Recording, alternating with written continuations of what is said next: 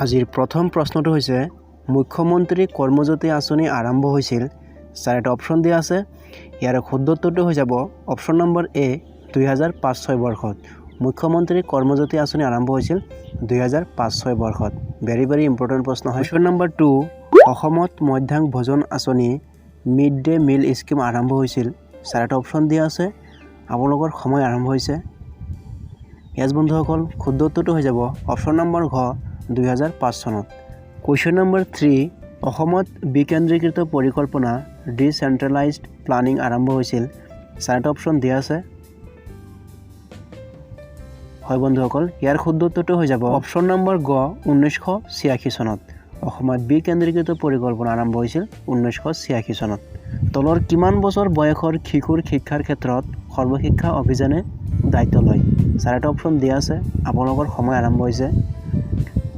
হয় বন্ধুসকল, ইয়াৰ শুদ্ধ উত্তৰটো হৈ যাব অপশ্যন নম্বৰ ক 5 পৰা 14 বছৰ বয়সৰ শিশুৰ শিক্ষাৰ ক্ষেত্ৰত। কুৱেশ্যন নম্বৰ 5 অসমৰ ৰাষ্ট্ৰীয় উদ্যানৰ সংখ্যা হৈছে।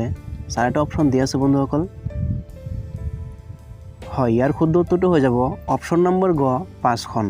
অসমৰ ৰাষ্ট্ৰীয় উদ্যানৰ সংখ্যা হৈছে 5খন। মনত ৰাখিব বন্ধুসকল, ভেৰি ইম্পৰ্টেণ্ট। ভাৰতৰ প্ৰথম তেল শোধনাগাৰ হৈছে ডিগবৈ। ডিগবৈ শোধনাগাৰ স্থাপিত হৈছিল। চাৰিটা অপশ্যন দিয়া আছে বন্ধুসকল। আপোনালোকৰ সময় আৰম্ভ হৈছে। ইয়াত বন্ধুসকল ইয়াৰ শুদ্ধ উত্তৰটো হৈ যাব অপশ্যন নম্বৰ খ 1901 চনত। কুৱেশ্যন নম্বৰ 7 অসমৰ বৰ্তমান গাঁৱলীয়া বেংকৰ সংখ্যা কিমান? চাৰিটা অপশ্যন দিয়া আছে। 2টা 3টা 4টা 5টা। চ' ইয়াৰ শুদ্ধ উত্তৰটো হৈ যাব অপশ্যন নম্বৰ এ 2টা। আপোনালোকে মনত ৰাখিব অসমৰ বৰ্তমান গাঁৱলীয়া বেংকৰ সংখ্যা হৈছে 2টা। কুৱেশ্যন নম্বৰ 8 অসম ৰাজ্যিক বিদ্যুৎ পৰিষদ গঠন হৈছিল। চাৰিটা অপশ্যন দিয়া আছে। হয় বন্ধুসকল, ইয়াৰ শুদ্ধ উত্তৰটো হৈ যাব অপশ্যন নম্বৰ খ 1958 চনত। অসম ৰাজ্যিক বিদ্যুৎ পৰিষদ গঠন হৈছিল 1958 চনত।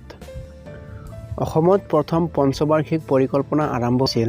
চাৰিটা অপশ্যন দিয়া আছে বন্ধুসকল। আপোনালোকৰ সময় আৰম্ভ হৈছে। ইয়াত বন্ধুসকল ইয়াৰ শুদ্ধ উত্তৰটো হৈ যাব অপশ্যন নম্বৰ চি 1951 চনত। 1951 চনত চৰকাৰৰ 5 year প্লান আৰম্ভ কৰা হৈছিল। ভেৰি ইম্পৰ্টেণ্ট প্ৰশ্ন বন্ধুসকল। কুৱেশ্যন নম্বৰ 10 ৰাষ্ট্ৰসংঘৰ প্ৰথম সচিব প্ৰধান হৈছে। চাৰিটা অপশ্যন দিয়া আছে বন্ধুসকল।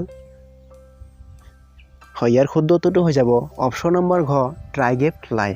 বন্ধুসকল আপোনালোকে মনত ৰাখিব ৰাষ্ট্ৰসংঘৰ প্ৰথম সচিব প্ৰধান হৈছে ট্ৰাইগেপ লাই। বন্ধুসকল আজিৰ শেষৰ প্ৰশ্নটো তথা 11 নম্বৰ প্ৰশ্নটো আপোনালোকৰ বাবে পৃথিৱীৰ প্ৰথম চিনেমাখন কি আছিল? চাৰিটা অপশ্যন দিয়া আছে বন্ধুসকল। ইয়াৰ শুদ্ধ উত্তৰটো আপোনালোকে কমেণ্ট বক্সত কমেণ্ট কৰি জনাব বুলি আশা থাকিল। বন্ধুসকল ইয়াৰ শুদ্ধ উত্তৰটো মই নেক্সট ভিডিঅ'ত আলোচনা কৰিম। আজিলৈ বিদায় লৈছোঁ বন্ধুসকল। ভিডিঅ'টো চাই কেনে পালে প্লিজ এটা কমেণ্ট বক্সত কমেণ্ট কৰিবলৈ নাপাহৰিব। যদি ভাল পাইছে বন্ধুসকল প্লিজ ভিডিঅ'টোতে লাইক কৰি দিব। আৰু যিসকল বন্ধু বান্ধৱী মোৰ চেনেলটো ছাবস্ক্ৰাইব কৰা নাই প্লিজ বন্ধুসকল মোৰ চেনেলটো ছাবস্ক্ৰাইব কৰি ল'ব। আজিলৈ বিদায় লৈছোঁ। Bye bye. Thank U.